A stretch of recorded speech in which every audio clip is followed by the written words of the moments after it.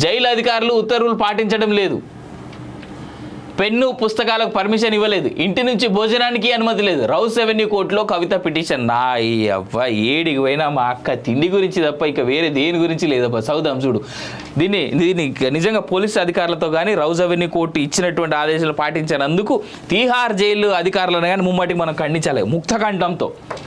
Tihar jail అధికారులు rows revenue court తీర్పును గౌరవించడం లేదని ఉల్లంఘిస్తున్నారని అదే కోర్టులో ఎమ్మెల్సీ కల్వకుంట్ల కవిత పిటిషన్ దాఖలు చేశారు. ఢిల్లీ లిక్కర్ స్కామ్ కేసులో అరెస్ట్ అయ్యి జ్యుడిషియల్ రిమాండ్లో భాగంగా తీహార్ జైలుకు వెళ్లిన కవిత 3 రోజుల అనుభవాలతో తీవ్ర అసంతృప్తికి గురయ్యారు.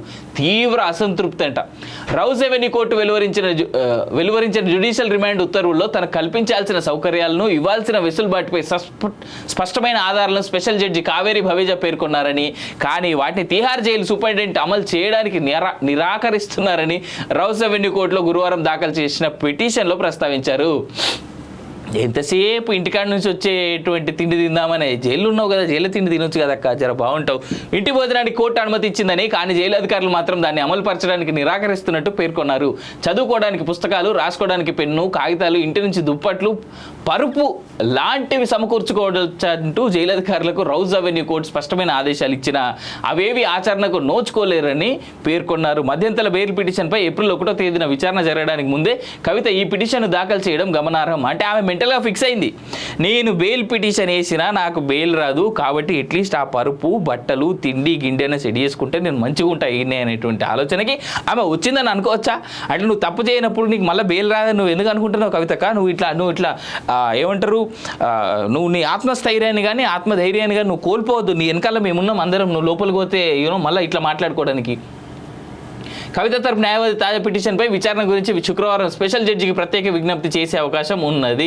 ఎమ్మెల్సీ కవితకు జైల్లో కల్పించాల్సిన సౌకర్యాలపై రౌస్ రెవెన్యూ కోర్టులో స్పష్టమైన ఆదేశాలు ఇచ్చినా వాటిని పాటించడం లేదంటూ వచ్చిన ఫిర్యాదుపై జవాబు ఇవ్వాలని జైలు అధికారులకు స్పెషల్ జడ్జి నోటీసులు జారీ చేశారు. కోర్టు జారీ చేసిన ఉత్తర్వులను ఎందుకు అమలు చేయడం లేదో శనివారం సాయంత్రంలోగా వివరణ ఇవ్వాలని డెడ్లైన్ విధించారు. కోర్టు ఇచ్చిన ఉత్తర్వులను తీహార్ జైలు అధికారులకు అందించినా ఎలాంటి వస్తువులు ఇవ్వలేదని కవిత తరఫు న్యాయవాది Mohit Rao Rouse revenue court special judge Kaveri Baweja గురువారం ఫిర్యాదు చేశారు. ఈ ఫిర్యాదుపై సమాధానం చెప్పాలంటూ తీహార్ జైలు అధికారులను Rouse revenue court special judge Kaveri Baweja నోటీసులు ఇచ్చారు.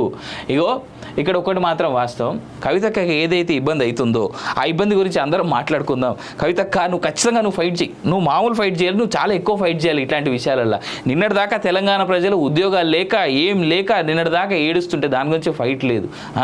రోడ్ల మీద జనాలు యాక్సిడెంట్లు అయి చచ్చిపోతా. ఆ వేములవాడ సంఘటన గుర్తున్నదా? ఎంతమంది రైతులు ఆత్మహత్యలు చేసుకున్నారు గుర్తున్నదా? స్కూల్ స్టూడెంట్స్, ఇంటర్మీడియట్ స్టూడెంట్లు, డిగ్రీ చదువుకొని ఉద్యోగాలు లేనోళ్ళు. ఆ ఓయూకి ప్రత్యేక తెలంగాణ వచ్చిన తర్వాత నీ ఫ్యామిలీలో ఎవరన్నా ఓయూకి పోయి చూసిరా? స్టూడెంట్స్ పడుతున్నటువంటి అవస్థలు కానీ స్టూడెంట్ ఉద్యమాలను కానీ ఎన్నడన్నా మీరు పట్టించుకున్నారా? పోనీ తెలంగాణ ఉద్యమకారులను ఎవరన్నా ఎన్నడన్నా మీరు పట్టించుకున్నారా? ఇలా ఏందది జైలుకు 3 రోజులు 4 రోజులు అవుతుంది. ఈ మాత్రానికే ఇంతలోలే మినిమం సెన్స్ అబ్బా. నీ లెక్క చాలా మంది ఆడ జైల్లో ఉంటున్న వాళ్ళు ఉన్నారు. వాళ్ళందరికీ లేదు, కేవలం మీకే కావాలంటే ఎట్లా కవితక్క? ఇది మంచిది కాదు. వాళ్ళు ఏమిస్తే అది తీసుకోండి, మీరు ఆనందంగా ఉండండి, అంతవరకే అది కరెక్టు.